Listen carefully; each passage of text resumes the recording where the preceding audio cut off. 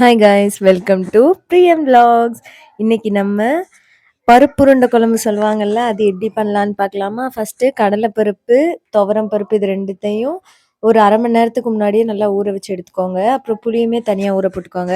அப்புறம் சின்ன வெங்காயம், தக்காளி, பச்சை மிளகா, வெள்ளைப்பூடு இதெல்லாம் உரிச்சு எடுத்துக்கலாம். அதுக்கப்புறம் நம்ம வந்து சின்ன வெங்காயம் வந்து நம்ம குழம்புக்கு வந்து தனியாக உரிச்சு மட்டும் எடுத்துக்கலாம். அதுக்கப்புறம் கொஞ்சோண்டு கட் பண்ணி வச்சுக்கலாம். இது எதுக்குன்னா நமக்கு வந்து அந்த உருண்டையோட பிசைறதுக்கு யூஸ் ஆகும். அதுக்கப்புறம் வந்து நம்ம இந்த பருப்பு அதெல்லாம் ஊற வச்சிருக்கோம்ல, அந்த துவரம் பருப்பும், கடல பருப்பும் போட்டு மிக்ஸியில போட்டு, அதுக்கப்புறம் அது கூட கொஞ்சம் ஒரு 3 வரமிளகா போட்டுட்டு, அதுக்கப்புறமா கொஞ்சம் ஒரு 2 பச்சை மிளகா போட்டு, அப்புறம் ஒரு 4 பல்லு பூண்டு அதையுமே சேர்த்தாச்சு. அப்புறம் கொஞ்சம் தேவையான அளவுக்கு உப்புமே சேர்த்துப்போம்.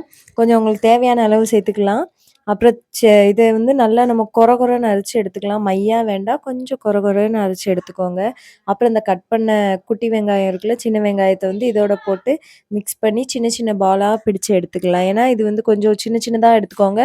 பின்ன உள்ள வேகாம வந்துரும். கொஞ்சம் சின்ன சின்னதா பிடிச்சு தனியா எடுத்து வச்சதுக்கப்புறமா, அ நம்ம இந்த கடாய அடுப்புல வச்சு நல்லா காஞ்சதுக்கு அப்புறமா எண்ணெய் ஊத்தி, எண்ணெய் நல்லா சூடானதுக்கு அப்புறமா கடுகு, ஜீரகம், வெந்தயம் இது 3த்தையும் போட்டு நல்லா பொரிஞ்சதுக்கு அப்புறமா கருவேப்பில் போட்டு, அப்புறமா அதையும் நல்லா வதக்கிட்டு, சின்ன வெங்காயம் இருக்குல்ல, அத நம்ம உரிச்சு எடுத்துருக்கோம்ல, அதையும் போட்டு நல்லா வதங்க விடுவோம். அது நல்லா வதங்கணும். அதுக்கப்புறமா நல்ல ஒரு கலர் சேஞ்ச் ஆனது தெரியும் தெரியுமா? அந்த கலர் சேஞ்ச் ஆனதுக்கப்புறமா, அதில 2 பச்சை மிளகா கீறி, அதையுமே போட்டு நல்லா வதக்கிக்கலாம். அதுவும் நல்லா வதங்குனதுக்கு அப்புறமா, கொஞ்சம் தக்காளி ஒரு 2 தக்காளி எடுத்து கட் பண்ணி, அதையுமே சேர்த்து நல்லா வதக்கியாச்சு. வதக்குனதுக்கு அப்புறமா இதுக்கு சிம்பிள் மசாலா தான். நான் இப்போ 3 மசாலா தான் போட போறேன். மஞ்சத்தூள், குழம்பு மிளகாய் தூள், அப்புறம் இது நார்மல் மிளகாத்தூள். இது எல்லாத்தையும் அது நல்லா வதங்குனதுக்கு அப்புறமா, அதோட சேர்த்து நல்லா மிக்ஸ் பண்ணி விட்டுக்கோங்க. இப்பவே ஒரு சூப்பரான ஸ்மெல் வர்றத நம்ம சூப்பரா பார்க்கலாம். ஏன்னா நல்ல ஸ்மெல் வரும் இப்பவே. அதுக்கப்புறமா இதில வந்து நம்ம புளி தண்ணி கரைச்சு வச்சிருக்கோம்ல, அதில வந்து தண்ணிய மட்டும் இதில சேர்த்துக்கலாம். சேர்த்துட்டு நல்லா மிக்ஸ் பண்ணி விடுங்க.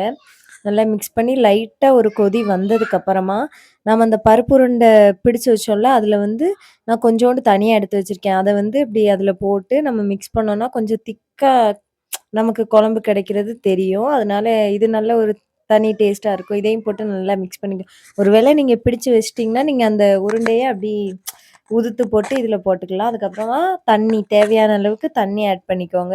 உங்களுக்கு எவ்வளோ தேவையோ அந்த அளவுக்கு தண்ணி ஆட் பண்ணிட்டு, உப்புமே ஆட் பண்ணிக்கோங்க.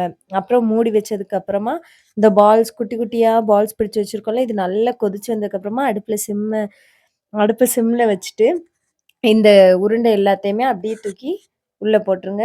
பைய போடுங்க. குறைச்சு வச்சுக்கோங்க. அதுதான் எப்பவுமே பெஸ்ட்.